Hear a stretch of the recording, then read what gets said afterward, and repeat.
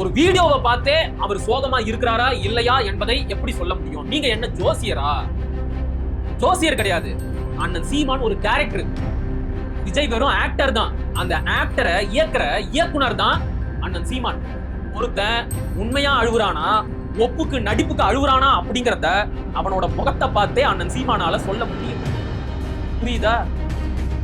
இது எல்லாத்தையும் மீறி ஏதாச்சும் ஒரு அசம்பாவிதம் நடந்துட்டா கூட விஜய் மாதிரி அந்த களத்தை விட்டு ஓட மாட்டோம். அண்ணன் சீமான் எங்கேயும் போக மாட்டாரு, அங்கதான் நிப்பாரு. பாதிக்கப்பட்ட மக்களுக்கு நாம் தமிழர் கட்சியை சேர்ந்த பொறுப்பாளர்கள் எல்லா உதவிகளையும் செய்வாங்க. தாவேகா தொண்டர்கள் மாதிரி காணாம போயிட்டு 4 நாள் கழிச்சு வந்து ஆறுதல் சொல்ல மாட்டாங்க. தெளிவா புரியுதா? இது எல்லாம் இந்த கேள்வியை கேட்ட தம்பிக்கும் நல்லாவே தெரியும், என்னை விட நல்லாவே தெரியும். ஆனாலும் அவரு இந்த கேள்வியை கேட்கிறாரு. மக்களை தவிக்க விட்டு அவர் ஓடி போனது சரி அப்படின்னு சொல்றீங்களா? ஆமான்னா வெளிப்படையா ஒரு வீடியோ போட்டு சொல்லுங்க. விஜய் செஞ்சதெல்லாம் சரிதான், மக்களை இப்படித்தான் தவிக்க விட்டுட்டு போகணும், அதுதான் ஒரு தலைவனுக்கு அழகு அப்படின்னு சொல்லுங்க. சொல்லுங்க, முடிஞ்சா சொல்லுங்க. சொல்ல முடியுமா? முடியாது இல்ல, மனசாட்சி குத்தும் இல்ல. அப்புறம் நீங்க விஜய்க்கு முட்டு கொடுத்துட்டு அவர் செஞ்ச தப்புல இருந்து அவரை காப்பாத்திட்டு விஜய் செஞ்சது தப்புன்னு சொல்ற எங்களை வந்து திமுகவோட கைகூலிகள், திமுக கிட்ட காசு வாங்கிட்டாங்க அப்படின்னு சொல்றீங்களே, எப்படி நியாயமா இருக்கும்? சீமான் திமுகவிடம் பணம் வாங்கி விட்டார், நாம் தமிழர் கட்சி திராவிடத்திடம் விலை போய்விட்டது, நாம் தமிழர் கட்சி திமுகவின் பி டீமாக மாறிவிட்டது என்றெல்லாம் விமர்சனங்களையும் குற்றச்சாட்டுகளையும் முன்வைக்கின்ற நியாயவான்களின் உள்நோக்கம் என்னவென்று உறவுகளே எப்பவாச்சும் சிந்திச்சு பார்த்திருக்கிறீங்களா? நாங்க திமுக கிட்ட காசு வாங்கிட்டோம் அப்படின்னு சொல்றீங்களே, இந்த சம்பவத்தை வச்சு அரசியல் பண்ணி பாஜகவை தமிழ்நாட்டோட ஆட்சி அதிகாரத்துக்கு கொண்டு வரணும் அப்படின்னு நினைக்கிறீங்களே, எவ்வளவு பெரிய தப்பு. அந்த வார்த்தையை சொல்லக்கூடாது அப்படின்னு பாக்குறேன், கண்ட்ரோல் பண்றேன். நம்முடைய பரம்பரை பகைவன் பாஜக, அவனை தமிழ்நாட்டுக்குள்ள நுழைய விடலாமா? இந்த விஷயத்துல அரசியல் பண்ணா அது பாஜகவிற்கு சாதகமா போய் முடியாதா? நீங்க எல்லாரும் பாஜக செட் பண்ற நரேட்டிவுக்கு வேலை செய்யறீங்க. குத்தம் குத்தமே. அனைவருக்கும் வணக்கம். கடந்த ஒரு வாரமாக இந்த கரூர் சம்பவம் நடைபெற்றதில் இருந்து அண்ணன் சீமான் மீதும் நாம் தமிழர் கட்சி மீதும் கட்சியின் முக்கிய நிர்வாகிகளான அண்ணன் சாட்டை துரைமுருகன், அருமை நண்பன் இடும்பாவனம் கார்த்தி மீதும் பல குற்றச்சாட்டுகள் வைக்கப்படுது. திமுக கிட்ட காசு வாங்கிட்டாங்க, திமுக கிட்ட விலை போயிட்டாங்க, திமுகவோட ஐடி விங்கும் நாம் தமிழர் கட்சியோட ஐடி விங்கும் ஒரே மாதிரி செயல்படுது அப்படின்னு பல குற்றச்சாட்டுகள். அதுவும் பல ஆண்டுகளாக நம்மை ஆதரித்து பேசியவர்கள், கட்சிக்கு வெளியில் இருந்து நமக்கு ஆதரவு கொடுத்த பல தமிழ் தேசியவாதிகள், இவங்க தான் இப்படிப்பட்ட குற்றச்சாட்டுகளையும் விமர்சனங்களையும் முன்வைக்கிறாங்க. இப்ப இப்படிப்பட்ட குற்றச்சாட்டுகளுக்கும் விமர்சனங்களுக்கும் தான் இந்த காணொளியில விரிவா பதில் சொல்ல போறோம். மற்றபடி அவங்க மேல வன்மத்தை கக்கிறது இந்த காணொளியோட நோக்கமே கிடையாது. அவங்க முன் வச்ச எல்லா விமர்சனம் குற்றச்சாட்டுகள் எல்லாத்தையுமே குறிப்பெடுத்து வச்சிருக்கிறேன். சோ ஒண்ணு ஒண்ணா எல்லாத்துக்குமே பதில் சொல்லலாம். இது ஒரு விரிவான காணொளியா இருக்கும். பொறுமையா பாருங்க, முழுமையா பாருங்க. ஓகே, அவங்க முன்வைக்கின்ற முதல் குற்றச்சாட்டு என்ன அப்படின்னா, கரூர் சம்பவத்திற்கு திமுகவும் விஜயும் 2 பேருமே காரணம். குறிப்பா திமுகவிற்கு தான் இதுல அதிகமான பொறுப்பு இருக்கு. ஏன்னா அவங்க தான் ஆட்சி அதிகாரத்துல இருக்கிறாங்க. உரிய முறையில பாதுகாப்பு கொடுத்து அந்த கூட்டத்தை நடத்தி இருக்க வேண்டியது இந்த திமுக அரசோட பொறுப்பு தான். அவங்க உரிய முறையில செயல்படாம போனதுனால தான் 41 உயிர்கள் போயிருக்கு. அதனால இந்த கரூர் அசம்பாவிதத்திற்கு முழுக்க முழுக்க பொறுப்பேற்க வேண்டியது திமுக தான். 41 உயிர்கள் போனதற்கும் திமுக தான் முக்கிய காரணம் அப்படின்னு யார் யாரெல்லாம் சொல்றாங்களாம்? அதிமுகவும் தாவேகாவும் சொல்றாங்களாம். ஆனா இதற்கு மாறாக இந்த கரூர் சம்பவத்திற்கு விஜய் மட்டும்தான் முழுக்க முழுக்க காரணம் அப்படின்னு திமுகவும் நாம் தமிழர் கட்சியும் சொல்றாங்க. இதனால மக்கள் மத்தியில நாம் தமிழர் கட்சி மீது கடுமையான அதிருப்தியும் வெறுப்பும் ஏற்பட்டு இருக்கு அப்படிங்கிறாங்க. அடுத்ததாக விஜய் என்ன பெரிய தப்பு பண்ணிட்டாரு? தாமதமா வந்தாரு, கூட்டத்தை சரியா ஆர்கனைஸ் பண்ணல, இதெல்லாம் ஒரு பெரிய தப்பா? விஜய் தாமதமா வந்தாரு என்ற குற்றச்சாட்டு கூட மதுரை உயர் நீதிமன்றத்துல உடைஞ்சு போயிருச்சே, ஏன்னா விஜய் அவர்கள் கரூர் கூட்டத்தில் பேசுவதற்காக மதியம் 3 மணியில இருந்து இரவு 10 மணி வரைக்கும் நேரம் ஒதுக்கியதாக காவலர்களே நீதிபதி முன்னாடி ஒத்துக்கிட்டாங்களே. விஜய் அவர்கள் கரூர் கூட்டத்திற்கு 7 மணிக்கே வந்துட்டாரே, அப்புறம் எப்படி இதை தாமதம் அப்படின்னு சொல்ல முடியும்? இதுக்காகவா நீங்க விஜய கொலைகாரர் அப்படின்னு சொல்லி அவதூறா பேசுறீங்க? இதெல்லாம் வன்மம் இல்லையா அப்படின்னு கேக்குறாங்க. விஜய் அவர்கள் தாமதமாக வந்தார் அப்படின்னு நாங்க இல்லாத ஒரு கற்பனை கதையை கட்டிவிட்டு பொய்யான குற்றச்சாட்டை முன் வச்சோமா? அந்த கட்சியை சேர்ந்த பொதுச் செயலாளர் புசி ஆனந்த் அவர்கள் செய்தியாளர்களை சந்தித்த போது விஜய் அவர்கள் கரூர் கூட்டத்துல 12:45 மணிக்கு பேசுவாரு அப்படின்னு சொன்னாரு. சரியா? அந்த கட்சியோட அபிஷியல் எக்ஸ் ஹேண்டில் ட்விட்டர் ஹேண்டில்ல விஜய் அவர்கள் நாமக்கல் கூட்டத்துல காலையில 8:45 பேசுவாரு, கரூர்ல மதியம் 12:45 மணிக்கு பேசுவாரு அப்படின்னு சொல்லி ஒரு இன்ஃபர்மேஷன் கார்டை போஸ்ட் பண்ணியிருந்தாங்க. இதன்படி பார்த்தா விஜய் கரூர் கூட்டத்திற்கு தாமதமாகத்தானே வந்தாரு. 12:45 மணிக்கு வருவதாக சொல்லிவிட்டு இரவு 7 மணிக்குத்தானே வந்தாரு. இது லேட்டு தானே. இந்த குற்றச்சாட்டை தானே நாங்களும் முன் வச்சோம். அடுத்ததா இதுக்காக விஜய கொலைகாரர்னு சொல்லலாமா? இதெல்லாம் எவ்வளவு பெரிய அவதூறு அப்படின்னு கேக்குறாங்க. ஒரு கொலைகாரன் என்பவன் யார்? ஒரு கொலைகாரன் என்பதற்கான வரையறை என்ன? டெஃபினிஷன் என்ன? கொஞ்சம் சொல்லுங்க. ஒரு கொலைகாரனுக்கு 3 அறிகுறிகள் இருக்கும். MIA, motive, intention, action. ஒரு குறிப்பிட்ட நோக்கத்திற்காக, பணத்திற்காகவோ பகைக்காகவோ ஒருத்தனை கொலை பண்ணணும் அப்படிங்கிற நோக்கம் இருக்கணும். அந்த நோக்கத்திற்காக ஒரு திட்டமிடணும், எப்படியெல்லாம் இவனை தீர்த்து கட்டலாம் அப்படின்னு ஒரு ஸ்கெட்ச் போடுறான் தெரியுமா? அந்த எண்ணம், அதுக்கு பேரு தான் இன்டென்ஷன். இந்த திட்டத்தை செயல்படுத்தி அந்த எதிராளிய கொலை பண்ணி முடிக்கிறான் தெரியுமா? அதுக்கு பேரு தான் action. So MIA, motive, intention, action, இது 3 இருந்தா ஒருத்தன் கொலைகாரன். இந்த வரையறை படி பார்த்தால் விஜயும் ஒரு கொலைகாரன் தான். எப்படின்னு நான் விரிவா சொல்றேன். விஜய் அவர்கள் கூட்டத்திற்கு தாமதமாக வந்ததை தவிர, கூட்டத்தை சரியா ஆர்கனைஸ் பண்ணாததை தவிர வேற என்ன தப்பு பண்ணிட்டாரு அப்படின்னு அப்பாவித்தனமா கேக்குறாங்களே, ஒரு உண்மையை மறைச்சிட்டு பேசுறாங்களே விஜய் அவர்கள். இது எல்லாத்தையும் விட முக்கியமான ஒரு தப்பை செஞ்சாரே, அதை பத்தி ஏன் யாருமே பேச மாட்டேங்கிறாங்க? நாம் தமிழர் கட்சியை நோக்கி விமர்சனங்களை முன்வைக்கின்றவர்கள் யாருமே விஜய் செஞ்ச அந்த முக்கியமான குற்றச்சாட்டை பத்தி ஏன் பேசல? அந்த குற்றச்சாட்டு என்ன அப்படின்னு நான் சொன்னா கூட வன்மத்துல பேசுறாங்க, பொறாமையில பேசுறாங்க அப்படின்னு சொல்லுவாங்க. ஆனா விஜய் அவர்களை இத்தனை நாட்களாக தலையில் தூக்கி வைத்து கொண்டாடி கொண்டிருந்த விகடன் குழுமமே இந்த கரூர் சம்பவத்திற்கு பிறகு விஜய் செய்த அந்த முக்கியமான தவறை சுட்டிக்காட்டி மனசாட்சியோட கேள்வி கேட்டு இருக்கிறாங்க. அந்த மனசாட்சி நாம் தமிழர் கட்சியை நோக்கியும், அண்ணன் சீமானை நோக்கியும், சாட்டை துரைமுருகனை நோக்கியும், இடும்பாவனம் கார்த்தியை நோக்கியும் அபாண்டமான குற்றச்சாட்டுகளை முன்வைப்பவர்களுக்கு ஏன் இல்லாம போச்சு? மனசாட்சி அப்படிங்கிறது சுத்தமா வத்தி போச்சா? சரி, ஓகே, விஜய் செய்த அந்த முக்கியமான தவறு என்ன? விஜய் ஏன் தன்னுடைய பயண திட்டத்தை மாத்தினாரு? அங்க இருந்துதான் எல்லா தப்புமே தொடங்குது. விஜய் அவர்கள் கரூர் நாமக்கல்லிற்கு வந்திருக்க வேண்டிய தேதி என்ன? 13/12/2025 டிசம்பர் மாசம் 13ஆம் தேதி தான் கரூர் நாமக்கல்லுக்கு விஜய் வந்திருக்கணும். அதை விட்டுவிட்டு தன்னுடைய 3வது சுற்றுப்பயணமாகவே விஜய் அவர்கள் எதற்காக கரூர் நாமக்கல்லுக்கு வரணும்? 3வது சுற்றுப்பயணமாக அவர் போயிருக்க வேண்டிய இடம் திருவள்ளூர், வடசென்னை. அதை விட்டுட்டு எதுக்காக இங்க வந்தாரு? எதுக்காக வந்தாரு அப்படின்னா தன்னுடைய ஈகோவிற்காக வந்தாரு.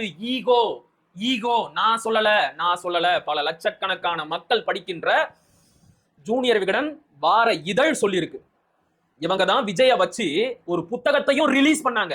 ஆனா இந்த 41 உயிர்கள் போன பிறகு மனசாட்சி கேட்காம விஜயோட தவறுகளை சுட்டி காட்டி இருக்கிறாங்க. முடிஞ்ச வாங்கி படிச்சு பாருங்க. சரி, விஜய்க்கு அப்படி என்ன ஈகோ இருக்க முடியும்? இருக்கேன். விஜயோட இந்த கரூர் சுற்றுப்பயணம் நடைபெறுவதற்கு 1 வாரத்துக்கு முன்னாடிதான் செந்தில் பாலாஜியோட தலைமையில திமுகவோட முப்பெரும் விழா நடந்துச்சு. அதுக்கு போட்டியா நானும் கூட்டத்தை கூட்டி காட்டுறேன் பாரு அப்படிங்கிற ஈகோவுல விஜய் அவர்கள் தன்னுடைய பயண திட்டத்தை மாத்தினாரு. புரியுதா? பயண திட்டத்தை மாத்தினதோட மட்டும் இல்லாம அதிகமான கூட்டத்தையும் சேர்த்தாரு. அதுதான் எல்லா அசம்பாவிதத்திற்கும் மூல காரணம். சோ இங்க விஜயோட ஈகோவும் இருக்கு, மோட்டிவும் இருக்கு. மோட்டிவ் வந்துருச்சா? எம் வந்துருச்சா? அடுத்து கவனிங்க. சோ அதிகமான கூட்டத்தை கூட்ட வேண்டும் அப்படிங்கிற மோட்டிவ்னாலதான் விஜய் அவர்கள் முடிஞ்ச வரைக்கும் தாமதமா போகலாம் அப்படிங்கிற எண்ணத்திற்கு, இன்டென்ஷனுக்கு வந்திருக்கிறாரு. இன்னைக்கு சனிக்கிழமை, சம்பள நாள். சம்பளத்தை வாங்கிட்டு வேலையை முடிச்சிட்டு வீட்டுக்கு போற மக்கள் கூட விஜய பார்த்துட்டு போயிடலாம் அப்படிங்கிறதுக்காக கூட்டம் நடக்கிற இடத்துக்கு வருவாங்க.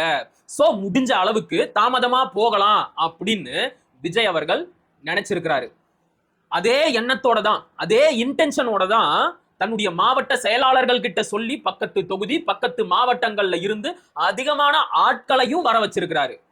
இதே எண்ணத்தோட தான் பேருந்தின் முன் சீட்டில் அமர்ந்திருந்த தன்னை பார்க்க வேண்டும் என்று சாலை ஓரத்தில் காத்து கொண்டிருந்த மக்களையும் அந்த கூட்டத்துக்கு இழுத்துக்கிட்டு வரணும் அப்படிங்கிற திட்டத்தோட விஜய் அவர்கள் லைட்டை ஆஃப் பண்ணிட்டு ஷட்டரை இழுத்து மூடிட்டு பஸ்ஸுக்குள்ள போயிட்டாரு. அவரை பார்க்க முடியாம ஏமாந்து போன அவருடைய ரசிகர்கள் அவருடைய பேருந்துக்கு பின்னாடியே ஓடி வந்து கூட்டம் நடக்கிற இடத்துல புகுந்துட்டாங்க. ஏற்கனவே கூட்டம் நிரம்பி வழிகிற நேரத்துல விஜய் அவர்கள் இழுத்துக்கிட்டு வந்த இந்த கூட்டமும் அங்க கலந்ததுனால கூட்டம் பிதுங்கி வழிகிற நிலைமைக்கு வந்துருச்சு. இந்த கட்டுக்கடங்காத கூட்ட நெரிசல்ல சிக்கிதான் 41 உயிர்கள் போச்சு. சோ செந்தில் பாலாஜிக்கு போட்டியா கூட்டத்தை கூட்டியே ஆகணும் அப்படிங்கிற மோட்டிவ், இன்டென்ஷன், ஆக்ஷன் எல்லாமே விஜய் கிட்ட இருந்திருக்கு. அவரை கொலைகாரர் அப்படின்னு சொல்லாம வேற எப்படி சொல்ல முடியும்? மகாத்மா காந்தி அப்படின்னு சொல்லணுமா? கொலைகாரர் அப்படின்னு சொன்னா அவதூறா இருக்கா? என்னை பொறுத்த வரைக்கும் கொலைகாரர் அப்படின்னு சொன்னதே ரொம்ப ரொம்ப குறைச்சல் தான். அவங்க முன்வைக்கின்ற அடுத்த குற்றச்சாட்டு என்ன அப்படின்னா, சென்னை உயர் நீதிமன்றத்துல விஜய்க்கு எதிரா சதி நடந்திருக்கு. விஜய் தரப்பு வழக்கறிஞர்களின் வாதத்தையே கேட்காம நீதிபதி செந்தில்குமார் ஒருதலை பட்சமா நடந்துகிட்டாரு. அவரு திமுக ஆதரவு நீதிபதி. நீதிமன்றத்துல விஜய்க்கு எதிராக நடந்த சதிகளை எல்லாம் மாரிதாஸ் சுக்குநூறா உடைச்சிட்டாரு. நாம் தமிழர் கட்சி தம்பிகள் இப்ப அவமானப்பட்டு நிக்கிறாங்க அப்படின்னு சொல்றாங்க. அண்ணன் மாரிதாஸ் மேல எனக்கு உண்மையாகவே நல்ல மதிப்பு, மரியாதை எல்லாமே இருக்கு. ஆனா இந்த விஷயத்துல மாரிதாஸ் சொன்னது எல்லாமே பொய், பச்சை பொய், ஜமுக்காலத்துல வடிகட்டின பொய். ஏன்னா சென்னை உயர் நீதிமன்றத்தில் நீதிபதி செந்தில்குமார் தலைமையில் நடந்த வழக்கு என்பது கரூர் சம்பவம் தொடர்பாகவும் இல்ல, அதுல விஜய் ஒரு தரப்பும் இல்ல. விஜய் ஒரு தரப்பே இல்ல அப்படிங்கிற போது அவர் தரப்பு வாதத்தை எப்படி கேட்க முடியும்? இத பத்தி எல்லாம் நான் பேசுறதை விட சட்டம் தெரிஞ்சவங்க பேசினா தான் சரியா இருக்கும். தம்பி அபு இத பத்தி என்ன சொல்றாரு அப்படின்னு நீங்களே கொஞ்ச நேரம் கேளுங்க. இந்த வழக்கை பொறுத்த வரைக்கும் இதுல என்ன சொல்றாங்க அப்படின்னா, விஜய் தரப்பு வாதத்தையே கேட்காம இதுல நீதிபதி தீர்ப்பு வழங்கிட்டாரு, இது ஒருதலை பட்சமானது அப்படின்னு நேற்றுல இருந்து பொங்கி எழுந்துகிட்டு இருக்காங்க. அது குறித்தும் இந்த வீடியோல நம்ம பேசியிருக்கிறோம். முதலாவதாக இந்த வழக்குல என்ன சொல்லியிருக்காங்க அப்படின்றது போறதுக்கு முன்னாடி உண்மையிலேயே விஜய் தரப்பை இந்த வழக்கினுடைய இதா சேர்க்கலையா, வழக்கினுடைய அந்த தரப்பை கேட்காம தீர்ப்பு வழங்கிட்டாங்களா அப்படின்னா, விஜயனுடைய தரப்பை இதுல அவங்க வாதத்தை வந்து கேட்காம தான் தீர்ப்பு வந்து வழங்கியிருக்காங்க. அப்ப இது அநியாயமே அப்படின்னு கேட்டோம்னா இல்ல. எப்படி அப்படின்னா, விஜய் இதுல ஒரு தரப்பே கிடையாது. விஜய் ஒரு தரப்பாக இருந்தால் தானே ஒரு தரப்பு வாதத்தை கேட்க முடியும். அப்ப விஜய் ஒரு தரப்பே இல்ல அப்படின்றப்ப அவருடைய வாதத்தை எப்படி கேட்க முடியும்? இந்த வழக்கு என்ன அப்படின்னா, தினேஷ் அப்படின்னு சொல்லப்படக்கூடிய நபர் இந்த ரிட்டை வந்து போடுறாரு. இந்த ரிட்டுல எதிர் பார்ட்டி யாருன்னா, ஹோம் செக்ரட்டரி, உள்துறை அமைச்சகம் 1வது தரப்பு, 2வது தரப்பு டிஜிபி இவங்க 2வது, 3வது தரப்பு inspector of police Karur town police station. இந்த 3 பேர் தான் தரப்பு. இதுல 2 தரப்பை மனுதாரரே வந்து போட்டது. 3வது தரப்பு இந்த இன்ஸ்பெக்டர் ஆஃப் போலீஸ் கரூரை நீதிமன்றம் சுவமோட்டோவாக தன்னிச்சையாக அவர்களாக இந்த வழக்குல சேர்த்துக் கொண்டது. இந்த 3 பேர் தான் தரப்பு. அப்போ விஜய் இதுல வந்து தரப்பே கிடையாது. அப்போ தரப்பே இல்லாத ஒரு நபர்கிட்ட எப்படி வாதத்தை கேட்க முடியும் அப்படின்றதுதான் முதல் விஷயம். 2வது, இந்த வழக்கினுடைய பிரேயர் இருக்கும்ல, பிரேயர்னா இந்த வழக்கில் நீ என்ன கேட்கிற, உன்னுடைய கோரிக்கை என்ன அப்படின்றத பார்க்கலாம். இந்த பிரேயர்ல என்ன கேட்டிருக்காங்க அப்படின்னா, consequently framed guidelines in the nature of SOP for conducting of road show immediately and thus render justice. SOP நீங்க வந்து கொண்டு வரணும். எதுக்கு? ரோட் ஷோ நடத்துவதற்கு. அதாவது இந்த வழக்கினுடைய பிரேயரே பொதுவாக கேட்கப்பட்ட ஒரு கோரிக்கை. அது அரசியல் கட்சினோ இயக்கமோ இல்ல மத வழிபாட்டு இதோ ரோட் ஷோ பொதுவாக ஒரு நடக்குது அப்படின்னா அதற்கான ஸ்டாண்டர்ட் ஆபரேட்டிங் ப்ரொசீஜர் இப்படிதான் நடத்தணும், இப்படி நடத்தக்கூடாது, இந்த கண்டிஷன்ஸ் எல்லாம் வந்து இது பண்ணணும் அப்படின்றதுக்காக ஒரு கரூர்ல இவ்வளவு பெரிய ஒரு மாஸ் டிராஜடி, ஒரு துயரம் வந்து நடந்திருக்குது. இனிமேலும் இது நடக்காமல் இருப்பதற்காக கொள்கைகளை வகுக்கணும், அதுக்கு இந்த நீதிமன்றம் உத்தரவு போடணும் அப்படின்றத இந்த வழக்கினுடைய கோரிக்கை. அப்ப குறிப்பிட்டு இந்த கரூர் சம்பவம் குறித்தோ தாவேகாவிற்கு எதிராகவோ இது கொண்டு வரப்பட்ட தொடரப்பட்ட வழக்கு இல்ல, பொதுவாக தொடரப்பட்ட ஒரு வழக்கு. அப்ப தாவேகா பார்ட்டியும் இல்ல, இந்த வழக்கினுடைய கோரிக்கை பிரேயர் அப்படின்றது தாவேகாவுக்கு எதிரானது, நேரடியாக எதிரானது இல்ல. அப்ப இப்படி இருக்கக்கூடிய வேலையில தாவேகாக்கு எதுக்கு நோட்டீஸ் அனுப்பி அங்க எதுக்கு கேட்கணும்? இந்த வழக்கினுடைய விசாரணைக்கு வரும்போது நீதிபதி தன்னுடைய ஆதங்கத்தை கொட்டுறாரு. எதுக்காக?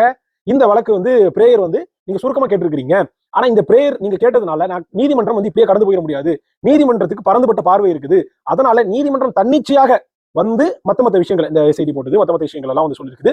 அது என்னன்றத நம்ம பார்ப்போம். அப்போ தாவேகா தரப்பு வழக்கை அவங்க தரப்பு வாதத்தை கேட்காம கொடுத்து தன்னிச்சையானது அப்படின்றத சொல்றாங்க. அது இல்ல. ஒருவேளை இந்த ஆர்டர்னால இஃப் யூ ஆர் அக்ரீவ்ட் அப்படின்னா, நீங்க பாதிக்கப்பட்டிருக்கு அப்படின்னா you can go for an appeal. TVK தாராளமாக அப்பீல் போட்டு டிவிஷன் பெஞ்சுக்கு சுப்ரீம் கோர்ட்டோ போகட்டும். அது அவங்களுடைய லீகல் ரைட். ஆனா இந்த வழக்குல எங்களுக்கு வந்து அநீதி இழைக்கப்பட்டுருச்சு, இதுதான் ஜனநாயகம் அப்படின்னு வந்து பொங்கிட்டு இருக்காங்க. அது அப்படி இல்லை. அப்படி நீங்க தேவைன்னா அப்பீல் போய்க்கலாம். அதான் ஒண்ணு. கேட்டீங்களா? புரிஞ்சதா?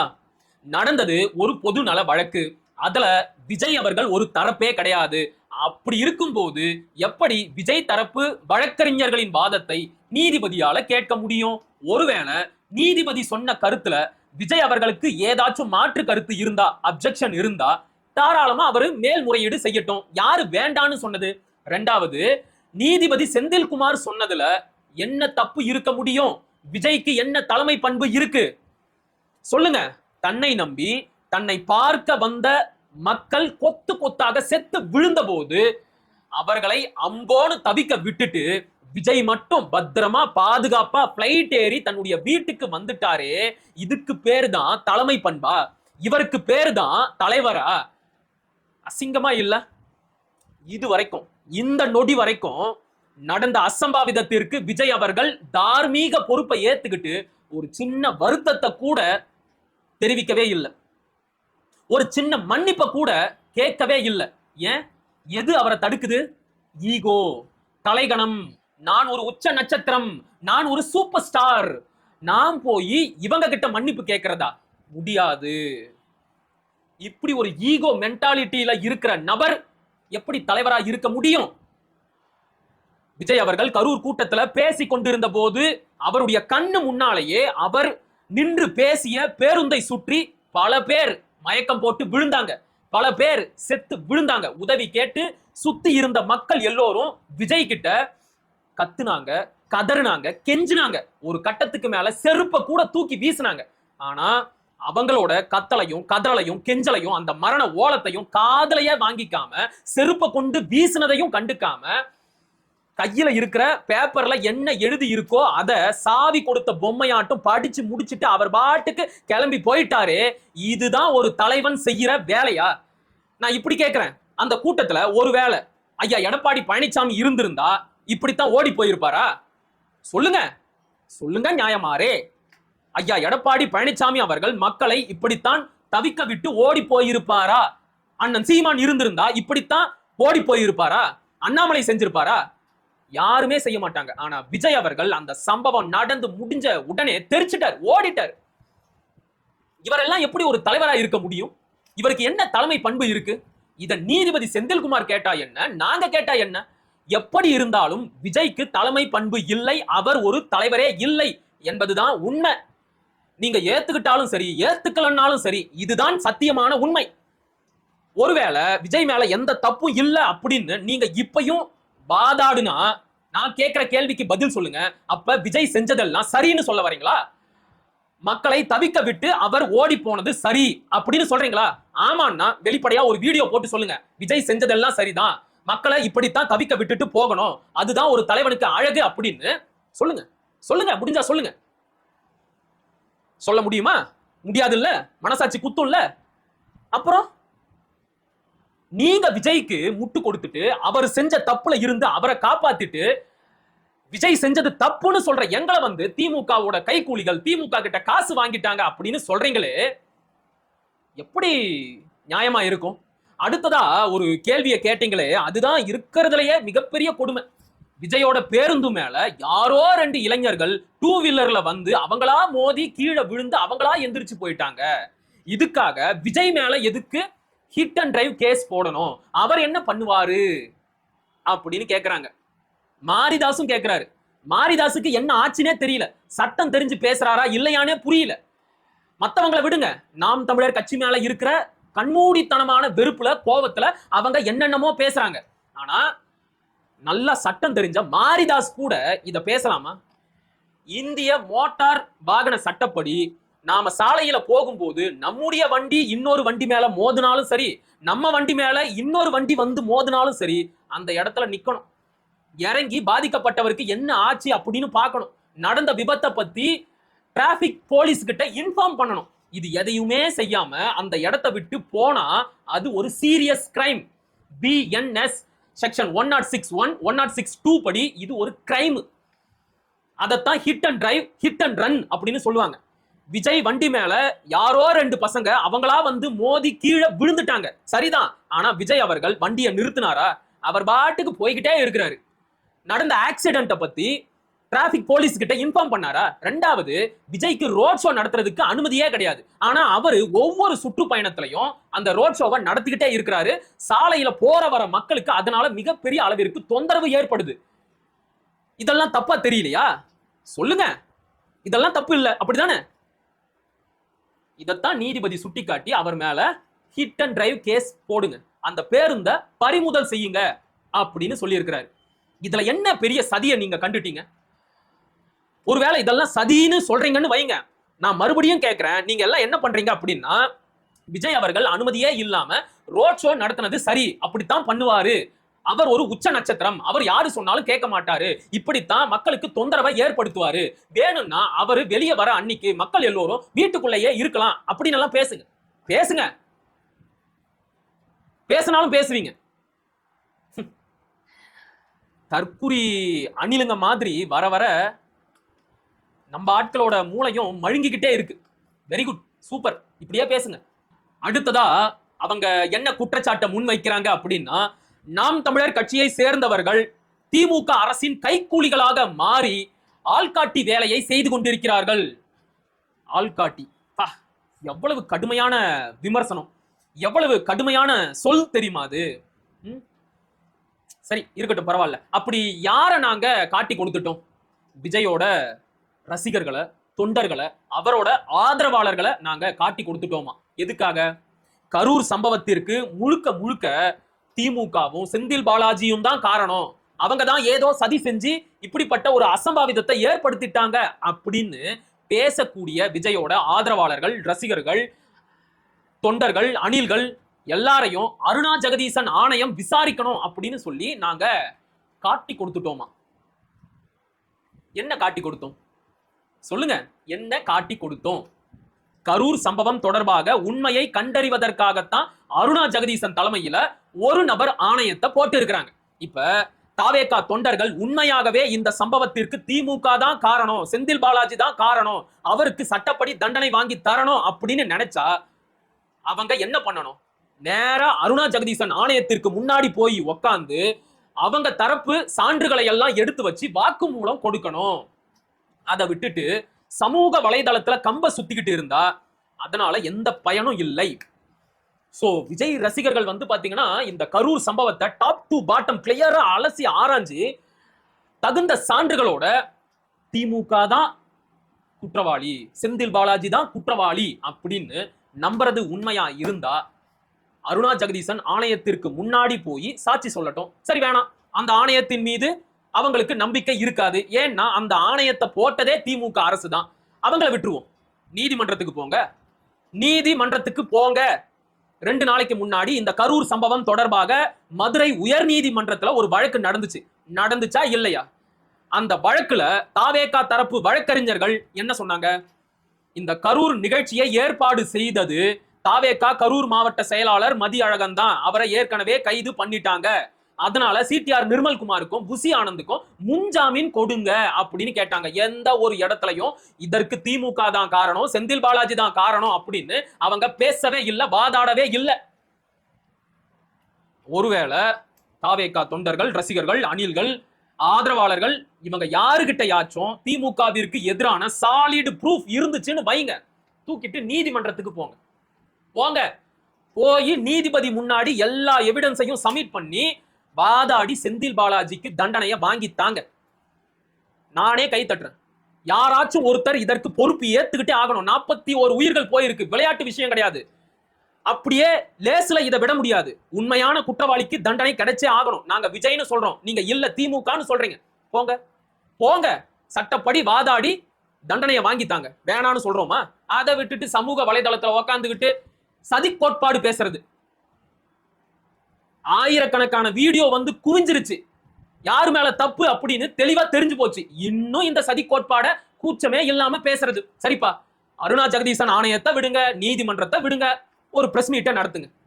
நீங்க யார் யார் மேல எல்லாம் குற்றச்சாட்டை முன் வச்சீங்களோ அவங்க எல்லாம் பிரஸ் மீட்டை வச்சு தங்கள் தரப்பு நியாயத்தை எடுத்து சொல்லிட்டாங்க. அது சரியா தப்பா அப்படிங்கறத எல்லாம் அப்புறம் பேசலாம். நீதிமன்றத்திலையும் வாதம் பண்ணலாம். சரியா? அரசு தரப்பு பிரஸ் மீட்டை நடத்திட்டாங்க, செந்தில் பாலாஜி தரப்பு பிரஸ் மீட்டை நடத்திட்டாங்க. இப்ப விஜய் அவர்கள் ஒரு பிரஸ் மீட்டை நடத்தி தன் தரப்பு நியாயத்தை எடுத்து சொல்வாரா? பத்திரிகையாளர்கள் கேட்கிற கேள்விக்கு பதில் சொல்ல அவர் தயாரா இருக்கிறாரா? எதுவுமே கிடையாது. இவரு 4 நிமிஷத்துக்கு ஒரு வீடியோ போடுவாராம், அது சரி அப்படின்னு ஏத்துக்கிட்டு நாங்க அப்படியே போயிடணுமா? எந்த ஒரு நியாயம்டா இது? அப்ப எங்களுக்கு இருக்கிற கேள்வி எல்லாம் நாங்க யாருக்கிட்ட கேட்கறது? ஏங்க உங்க கண்ணு முன்னாடி அத்தனை பேர் செத்து விழுந்தாங்களே, அதெல்லாம் உங்களுக்கு தெரியலையா? உங்க காதுக்கு அவங்க கத்துன சத்தம் எதுவும் கேட்கலையா அப்படின்னு நாங்க யாருக்கிட்ட போய் கேட்கறது? விஜய் சொல்றதை மட்டும் வாயை மூடிக்கிட்டு அப்படியே ஏத்துக்கிட்டு போயிடணுமா? அப்படியெல்லாம் முடியாது. ஜனநாயக நாட்டில் எதிர்கேள்வி வரும். தைரியம் இருந்தா ஒரு பிரஸ் மீட்டை நடத்துங்க. நான் இது வரைக்கும் முன் வச்ச குற்றச்சாட்டுகள், விமர்சனங்கள் இது எல்லாத்தையும் கூட கடந்து வந்துருவேன்.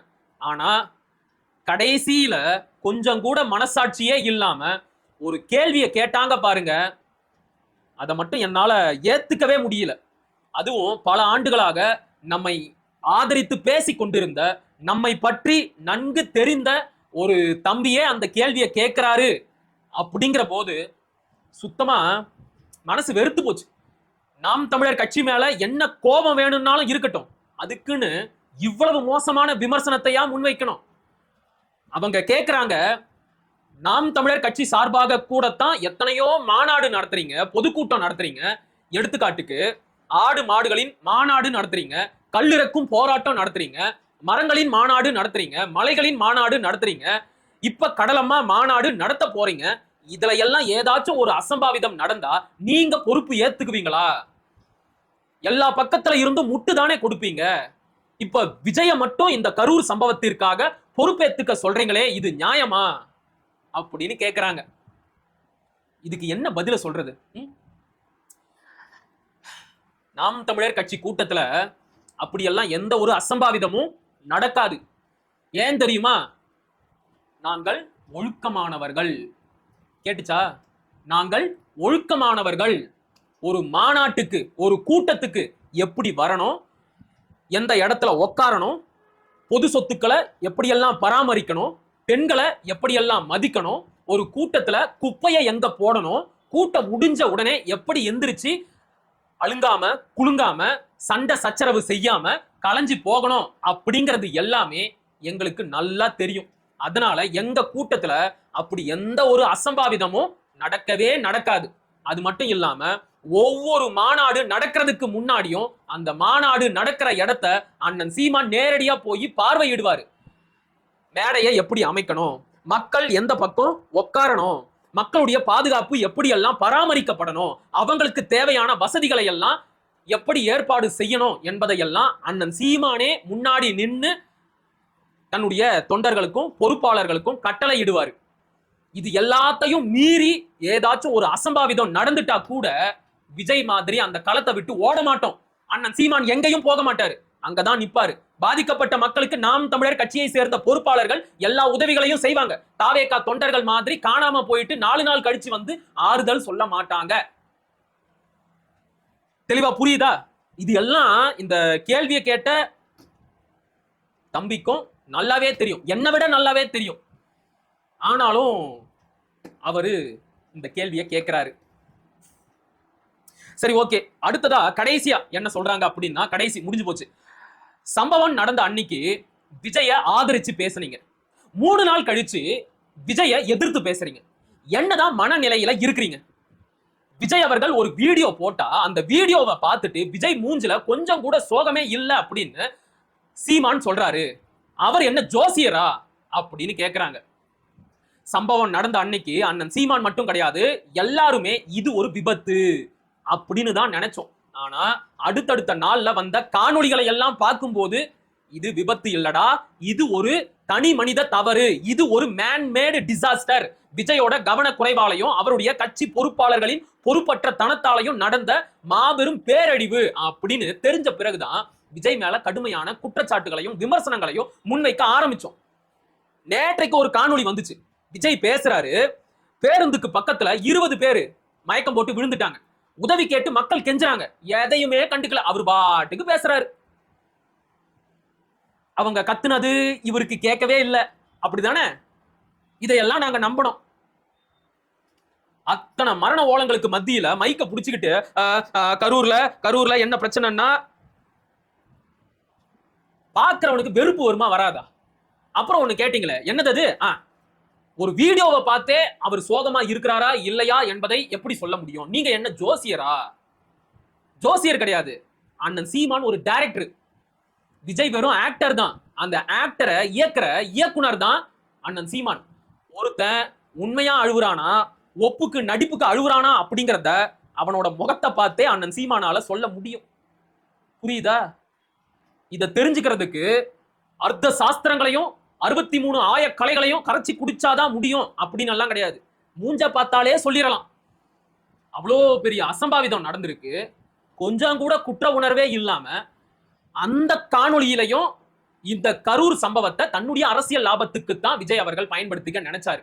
அவருடைய மனசுல உண்மையாகவே வலி, வேதனை, சோகம் இருந்திருந்தா அப்படியெல்லாம் பேசியிருக்க மாட்டார்.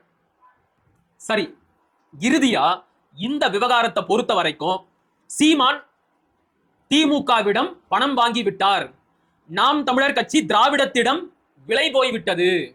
நாம் தமிழர் கட்சி திமுகவின் பி டீமாக மாறிவிட்டது என்றெல்லாம் விமர்சனங்களையும் குற்றச்சாட்டுகளையும் முன்வைக்கின்ற நியாயவான்களின் உள்நோக்கம் என்னவென்று உறவுகளே எப்பவாச்சும் சிந்திச்சு பார்த்திருக்கிறீங்களா? இந்த கரூர் சம்பவத்தை வைத்து மக்கள் மத்தியில திமுக தான் இதற்கெல்லாம் காரணம் என்று சொல்லி திமுகவிற்கு எதிரான ஒரு அலையை உருவாக்கி அதை தங்களுக்கு சாதகமாக பயன்படுத்தி கொள்ள வேண்டும் அப்படின்னு அதிமுக ஒரு கணக்கு போட்டுச்சு. திமுகவிற்கு எதிரான மக்கள் மனநிலையை தங்களுக்கு ஆதரவாக மாற்றி வருகின்ற 2026 சட்டமன்ற தேர்தலின் போது அதிமுக பாஜக கூட்டணியை எப்படியாவது ஆட்சி அதிகாரத்திற்கு கொண்டு வந்து விடலாம் அப்படின்னு எல்லாம் ஒரு நரேட்டிவை செட் பண்ணி ஒரு பரப்புரையை முன்னெடுத்துக்கிட்டு இருந்தாங்க. ஆனா நாம் தமிழர் கட்சி குறுக்கள வந்து இந்த கரூர் சம்பவத்திற்கு திமுக மட்டும் காரணம் கிடையாது, விஜயும் இதற்கு மிக முக்கியமான காரணம், அவருடைய பொறுப்பற்ற தனத்தால தான் இத்தனை உயிர்கள் போச்சு அப்படின்னு அவங்க செட் பண்ண நரேட்டிவ்ல பெரிய ஓட்டைய போட்டுச்சு. அதனால தான் அந்த காண்டுனால தான் இப்படி எல்லாம் பேசிக்கிட்டு இருக்கிறாங்க. மற்றபடி செத்து போன அந்த 41 உயிர்கள், 2 கர்ப்பிணி பெண்களோட வயிற்றுக்குள்ள இருந்த குழந்தைகளோட உயிரையும் சேர்த்துக்கிட்டா மொத்தம் 41 உயிர்கள். அந்த 41 உயிர்களுக்கும் நியாயம் வேண்டும் என்பதற்காக நம்மளை எதிர்த்து இவங்க பேசல. உண்மையான குற்றவாளியை கண்டுபிடிச்சு அவனுக்கு தண்டனையை வாங்கி தரணும் அப்படிங்கிறதுக்காகவும் பேசல. இந்த சம்பவத்தை வச்சு எப்படியாச்சும் அரசியல் செஞ்சு அதன் மூலமாக அதிமுக பாஜக கூட்டணியை ஆட்சி அதிகாரத்துக்கு கொண்டு வந்துடணும் அப்படின்னு தான் பாக்குறாங்க. அதுக்கு ஒரே தடையா இருக்கிறது யாரு? நாம் தமிழர் கட்சி. நாங்க திமுக கிட்ட காசு வாங்கிட்டோம் அப்படின்னு சொல்றீங்களே, இந்த சம்பவத்தை வச்சு அரசியல் பண்ணி பாஜகவை தமிழ்நாட்டோட ஆட்சி அதிகாரத்துக்கு கொண்டு வரணும் அப்படின்னு நினைக்கிறீங்களே, இது எவ்வளவு பெரிய தப்பு. அந்த வார்த்தையை சொல்லக்கூடாது அப்படின்னு பாக்குறேன், கண்ட்ரோல் பண்றேன். நம்முடைய பரம்பரை பகைவன் பாஜக, அவனை தமிழ்நாட்டுக்குள்ள நுழைய விடலாமா? இந்த விஷயத்துல அரசியல் பண்ணா அது பாஜகவிற்கு சாதகமா போய் முடியாதா? நீங்க எல்லாரும் பாஜக செட் பண்ற நரேட்டிவுக்கு வேலை செய்யறீங்க. ஏங்க, தமிழ்நாட்டுல எத்தனையோ அசம்பாவிதங்கள் நடந்திருக்கு. தூத்துக்குடி துப்பாக்கி சூடு நடந்திருக்கு. இந்த திமுக ஆட்சியில கள்ளக்குறிச்சி கள்ளச்சாராயம் மரணம் நடந்திருக்கு. அதற்கெல்லாம் எம்பிக்கள் குழுவை அமைச்சு பாஜக விசாரணை பண்ணாங்களா? இதுக்கு மட்டும் எதுக்காக உடனடியா விசாரணை குழுவை அமைச்சு அவங்க வந்து விசாரணை பண்ணி இன்னைக்கு விசாரணை அறிக்கையையும் தாக்கல் பண்ணி இருக்கிறாங்க. எதுக்கு இவ்வளவு வேகமா செயல்படணும்? ஏன்னா தேர்தல் வருது. இந்த சம்பவத்தை வச்சு எப்படியாச்சும் திமுகவிற்கு எதிராக அரசியல் பண்ணி நாம தமிழ்நாட்டுல ஆட்சி அதிகாரத்திற்கு வந்துட மாட்டோமா அப்படின்னு பாஜக கணக்கு பண்ணுது. அவங்க கணக்குக்கு இவங்க வேலை செஞ்சுக்கிட்டு இருக்காங்க. திமுகவை வீழ்த்தணும், வேரோடையும் வேரடி மண்ணோடையும் அவனை புடுங்கி கடாசணும். ஆனா அதுக்கு பதிலா பாஜகவை கொண்டு வந்து உட்கார வைக்கிறத ஒரு காலத்திலையும் ஏத்துக்க முடியாது. தெளிவா புரியுதா? நீங்க செய்யறது எவ்வளவு பெரிய வேணாம், நான் அந்த வார்த்தையை சொல்ல விரும்பல. ஏன்னா அந்த வார்த்தை வந்து அவங்கள ரொம்ப காயப்படுத்துது. ஆனா நீங்க செய்யறது ரொம்ப தப்பு. நம்ம இனத்திற்கே ஆபத்தான ஒரு வேலையை செய்யறீங்க. இவனை கூட்டிக்கிட்டு வந்து உள்ள விட்டோம், முடிஞ்சு. திமுகவே மேல் அப்படின்னு நினைக்கிற அளவுக்கு இவனுங்க கொடூரமா ஆட்சி செய்வானுங்க. புரியுதா? கடைசியா இதை சொல்லி முடிக்கிறேன். நான் உட்பட நாம் தமிழர் கட்சியில இருக்கிற எந்த ஒரு தொண்டனையும் எடுத்துக்கிட்டாலும், எங்களை 2ஆ வெட்டி போட்டாலும் திமுகவிற்கு ஆதரவா போக மாட்டோம். அப்படி போனா எங்க பொறப்பு மேலேயே நாங்க சந்தேகப்பட வேண்டியது இருக்கும். எங்க இனத்தை அழிச்ச இன துரோகிக்கு நாங்க ஒரு காலத்திலையும் துணையா போக மாட்டோம். இந்த விவகாரத்துல விஜய் மேல தப்பு இருக்கு. அதை மட்டும்தான் நாங்க எடுத்து பேசிக்கிட்டு இருக்கிறோம். ஏதோ கோபத்துல விமர்சனங்களை முன்வைக்கிறீங்க, பொறுமையா முன்வைங்க. சரியா? மீண்டும் ஒரு காணொளியில் சந்திப்போம். அதுவரை இணைந்திருங்கள். இது உங்கள் நெற்றிக்கண். நான் உங்கள் மகிழன். நன்றி, வணக்கம்.